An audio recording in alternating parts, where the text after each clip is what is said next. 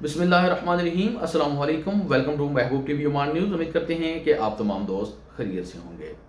आइए चंद एक सेकंड निकाल कर पाकिस्तान में जो सैलाब की सूरत हाल है, पाकिस्तान में बहुत से ऐसे ख़ानदान हैं, बहुत से ऐसे घर हैं जो बेघर हो चुके हैं।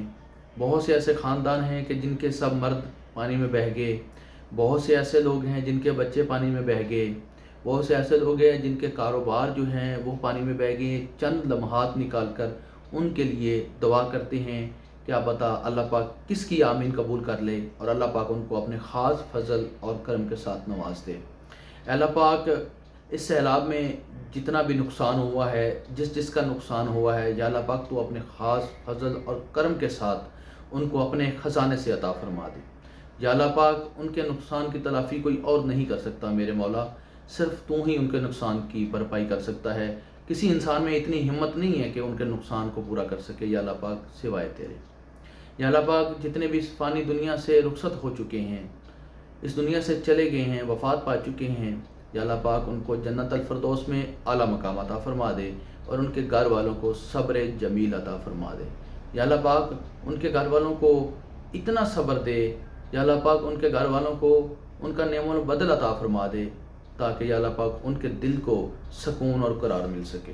या अल्लाह पाक इस वक्त जितने भी पानी में बहकर शदीद ज़ख्मी हुए हैं, ज़िंदगी और मौत की जंग लड़ रहे हैं, या अल्लाह पाक अपने ख़ास फजल और करम के साथ उनको शिफा याब कर दे। आमीन सुम आमीन, सब ने आमीन कहना है।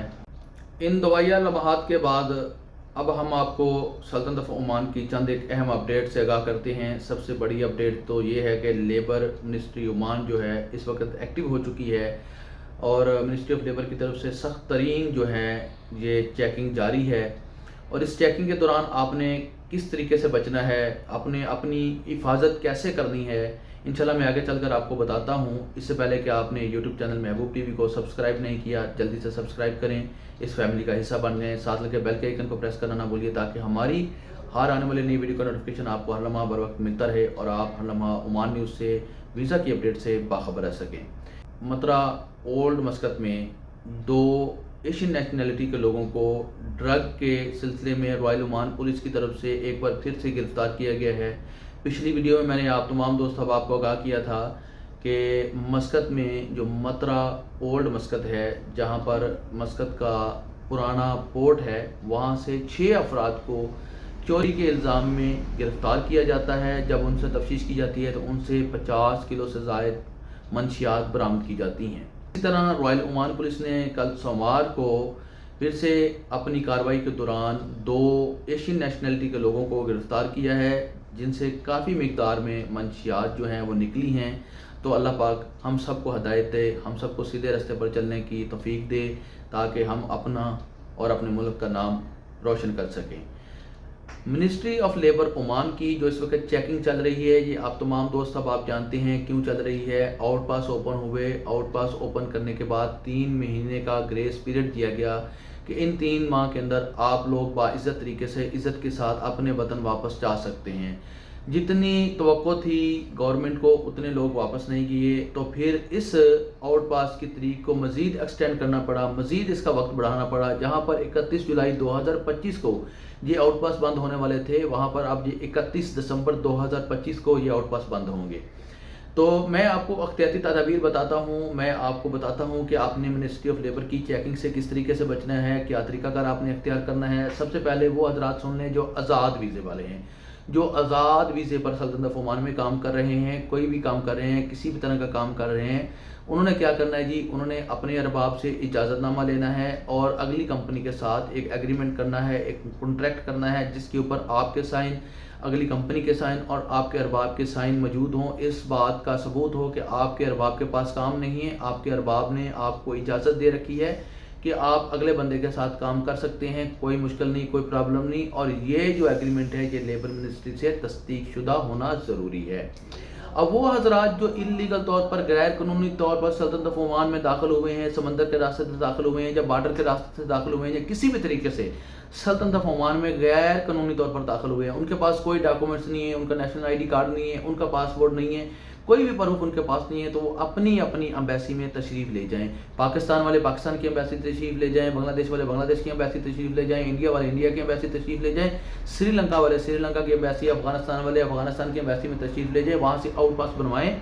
वो आपको बताएंगे कि आपको कौन कौन से डॉक्यूमेंट्स की ज़रूरत है। वो डॉक्यूमेंट्स आपने अपने घर से मंगवाने हैं, अपनी अपनी एम्बेसी को देने हैं। आपकी एम्बेसी आपको आउट पास बनाकर दे देगी और उस आउट पास के ऊपर आप बगैर किसी सज़ा के, बगैर किसी जुर्माने के, बाइज़्ज़त तरीके से, इज़्ज़त के साथ आप अपने मुल्क जा सकते हैं, अपनी फैमिली में जा सकते हैं। वरना आपके खिलाफ कानूनी कार्रवाई भी होगी, आपको सज़ा भी मिलेगी जहाँ पर इलीगल एंटर होने की आपको, और उसके बाद आपको जुर्माना भी पे करना पड़ेगा।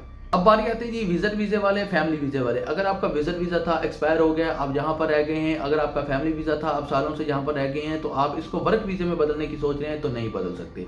आपको अपनी अपनी एम्बेसी में तशरीफ़ लेके जाना है। विजिट वीज़े वाले जो हैं वो सनद के ऑफिस में जाएंगे, अपना आउट पास बनवाएंगे, आउट पास बनवा के अपनी एयर टिकट करवाएंगे, वापस चले जाएंगे।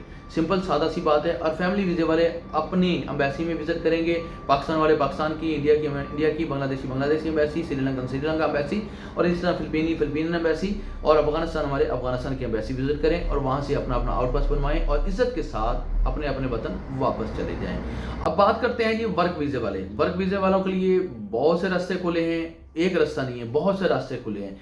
अगर आपकी कंपनी ने, आपके अरबाब ने आपको ब्लॉक करवाया हुआ है तो आपको डरने की ज़रूरत नहीं है। मिनिस्ट्री ऑफ लेबर की तरफ से ऐलान किया गया है कि आप सनद के ऑफिस में तशरीफ़ ले जाकर अपना ब्लॉक खुद ओपन करवा सकते हैं। अपना ब्लॉक ओपन करवाने के बाद आप मौजूदा अरबाब के पास या दूसरे अरबाब के पास वीज़ा लगवा सकते हैं।